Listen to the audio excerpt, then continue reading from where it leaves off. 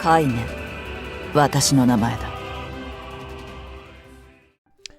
Hello, I'm Silveroxus, and this week is the Near Replicant collab coming at last for Octopath Traveler, Champions of the Continent. I know a lot of people have been looking forward to this, and these are going to be the unit reviews for those units. First up is going to be Kainé, the twin-bladed, twin-sided heroine. And yes, keep in mind, you thirsty people, she's 17. Slow yourself. Anyway, what does Kainé do? She is a thief. And her main role is dagger DPS, literally the dagger DPS.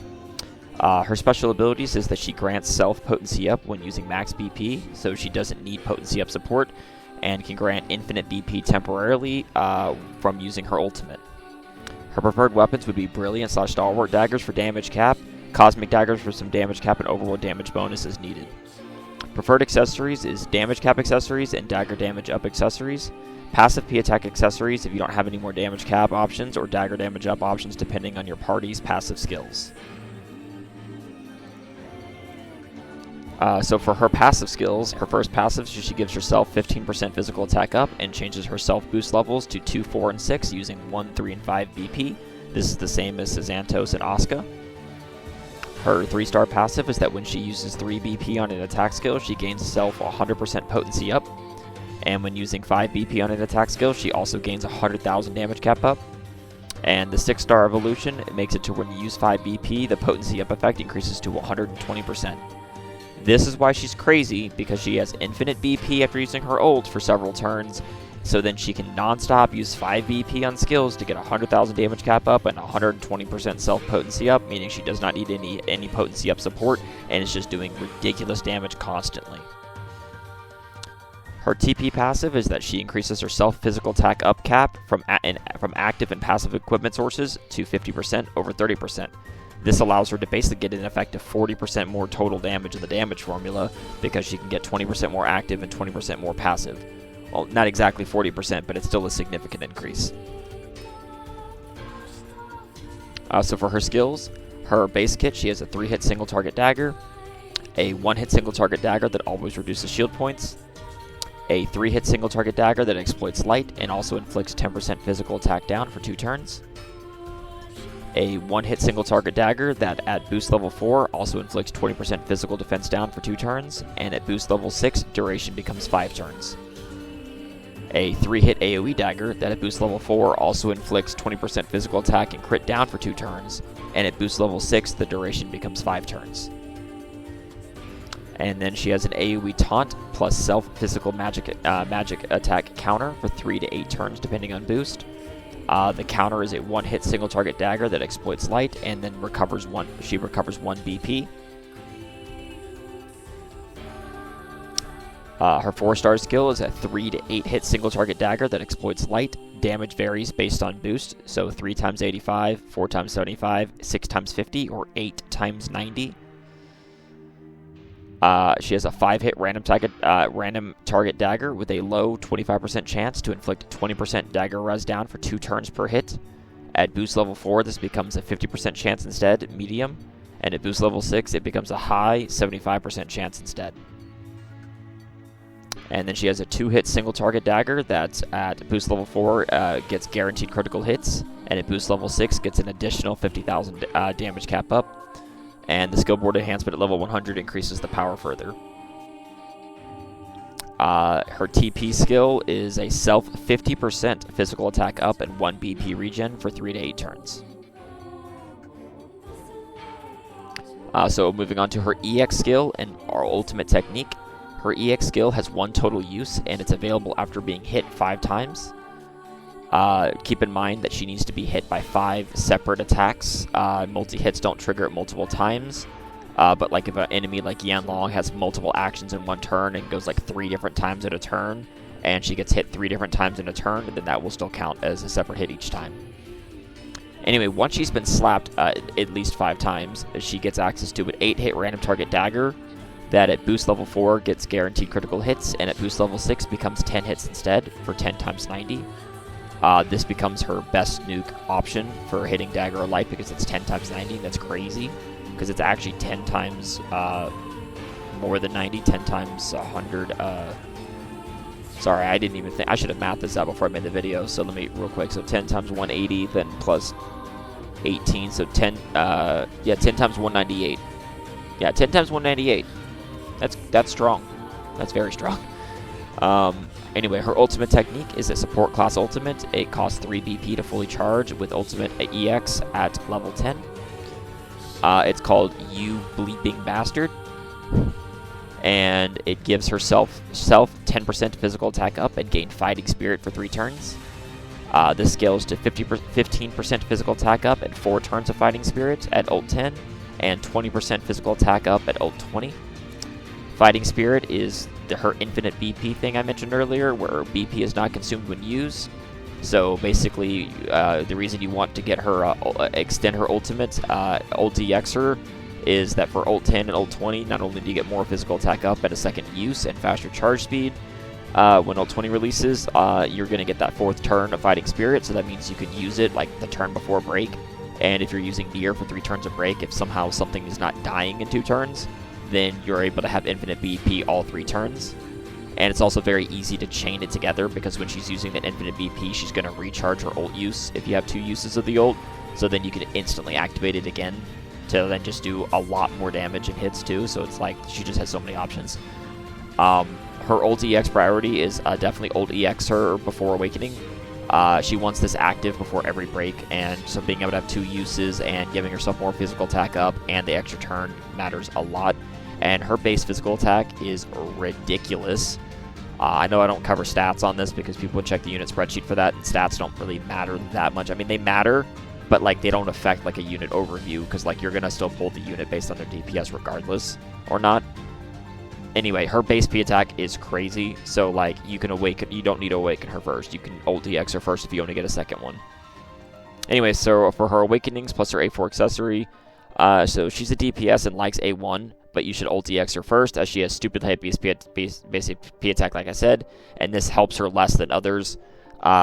You know, A1 kind of varies on how well it affects people. Basically, the lower the stat, the more plus 50 benefits you, versus if you already have a super high amount, plus 50 benefits you a little less. That's all.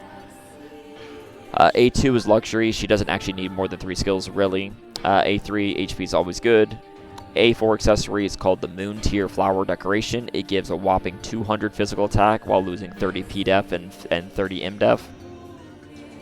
And what it does is at the start of battle, fill the ultimate technique to 100%, so it's an ult charge A4, and give self 30% physical attack up when using 3 or more BP.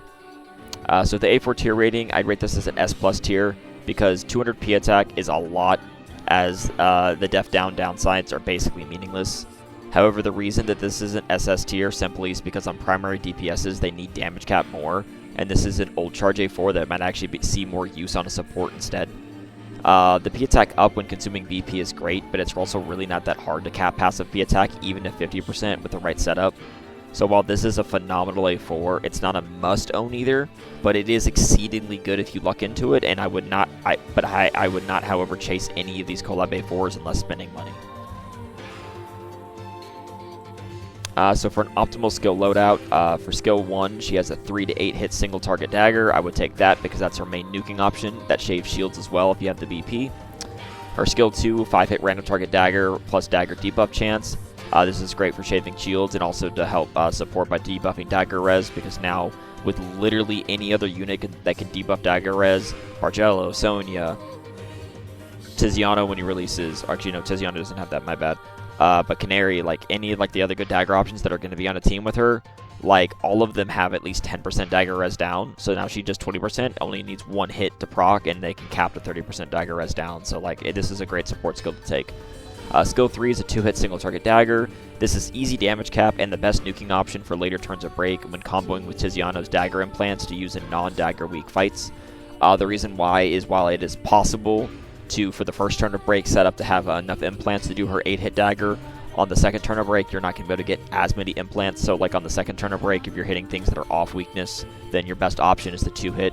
So, since Tiziano can still guarantee some more implants, just not enough to cover all 8.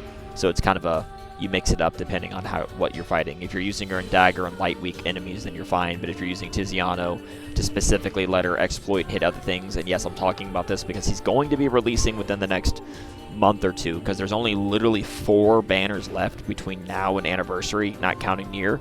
So like, he's gonna be soon. So you're gonna have Kainé for a bit, but then you're gonna be able to get Tiziano to just really unlock her full potential. Just, that's why it matters. Also, so then for skill 4, she has a 3-hit AoE. I would take that for some AoE utility debuffs. She's not the best for AoE hits, but the debuffs can help out in some fights. The TP skill isn't shown due to its high cost, and it's not really hard to reach 50% active P attack either. This is mainly just for like newer players without other support options. But Tiziano can buff Kane to 50% active P attack by himself. Oh look, there he is again. It's almost like he's good for her or something. So unit synergy. Oh, shocker! Look who's on top. Tiziano. So you've all heard the legends of Tizi Kainé. They are all true. They simply go perfectly together. He can cap active physical attack to 50% and active damage to 30% via critical damage, give dead aim, debuff ultimate dagger resistance, and buff ultimate dagger damage, passively buff physical attack and dagger damage, and 15% more crit damage, and implant dagger weakness, allowing Kainé to murder nearly any enemy in the game.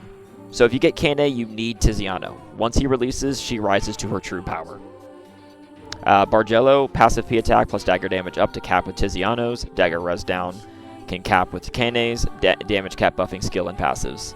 Sonya can cap Tiziano's ultimate dagger res down, good shield shaving and SP support.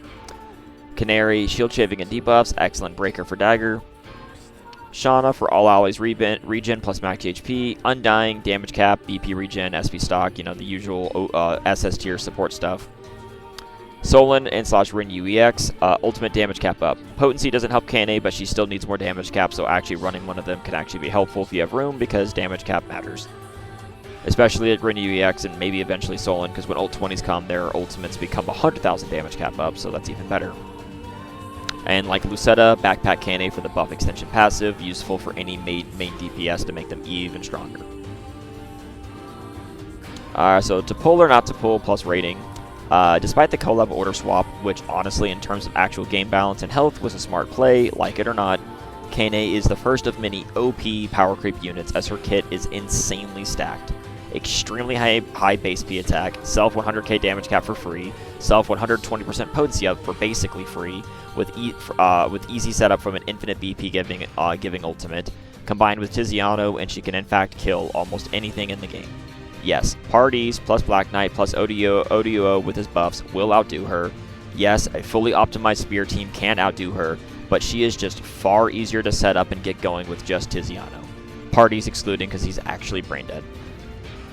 That being said, every near replicant unit is really solid, so you want to run a full pity here regardless of who you get in the free 10 pull. As always, pull advice is just advice. Please play and pull how you see fit. But for tier 4, free to play, pull, you've been waiting for this, minimum 4,200 rubies and finish the pity. Tier 3, low spender and / passes, pull, same deal, finish that pity, pray for dupes, Kainé once A1 ulti X is the goal.